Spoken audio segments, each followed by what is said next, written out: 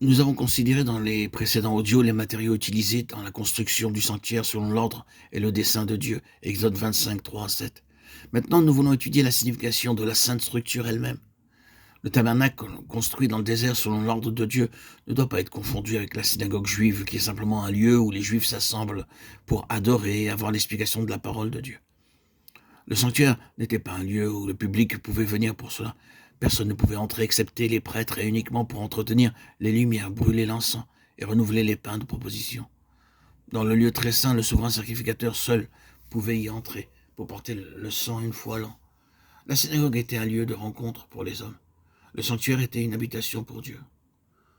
Les hommes y venaient non dans le but de prier, mais pour accomplir leur devoir.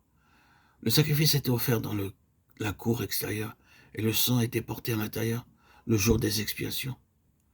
Dieu avait ordonné que ce sanctuaire soit un type de sa maison spirituelle, l'Église. Ceci n'était pas vrai de la synagogue. Le grand sanctuaire construit de planches de bois avait 20 coudées de longueur, 8 coudées de largeur et 10 coudées de hauteur.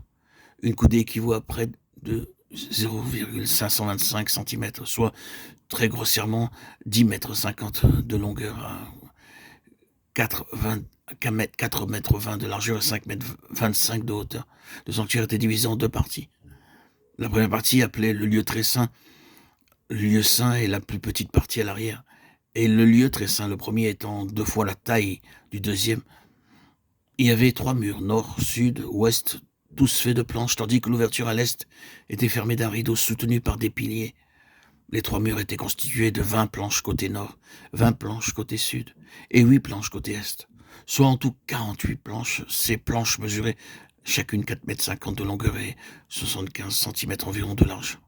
Elles étaient recouvertes d'or à la fois à l'intérieur et à l'extérieur. Exode 26, 15 à 25.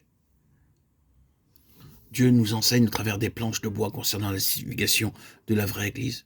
Aaron fut le premier souverain sacrificateur de sanctuaire construit dans le désert, sanctuaire construit par Moïse sur l'ordre de Dieu. Ce sanctuaire était l'ombre du véritable, du sanctuaire céleste, dont le souverain sacrificateur est notre Seigneur Jésus-Christ lui-même. Hébreux 8, 1, 2. Et c'est pour cette raison d'ailleurs que Dieu dit à Moïse, regarde, fais toutes choses selon le modèle qui t'est montré sur la montagne, Hébreux 8, 5. Chaque détail du sanctuaire, quoique simple, fut donné à Moïse par Dieu. Et il est très évident, ne serait-ce qu'à partir des détails mentionnés, qu'une telle construction et structure n'aurait jamais été donnée comme modèle par un architecte humain.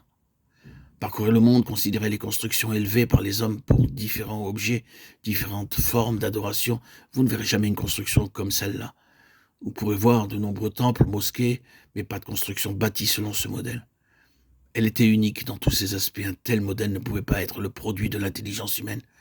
Dieu lui-même donna chaque détail à Moïse et lui dit « Maintenant, prends garde à ce qu'il n'y ait aucune modification dans le modèle que je t'ai montré. » Si Dieu donnait un tel avertissement à Moïse, homme qui parlait avec lui face à face, combien plus nous devrions prêter attention à ses instructions? Combien audacieux serait l'homme qui changerait le plan céleste pour l'Église de Dieu?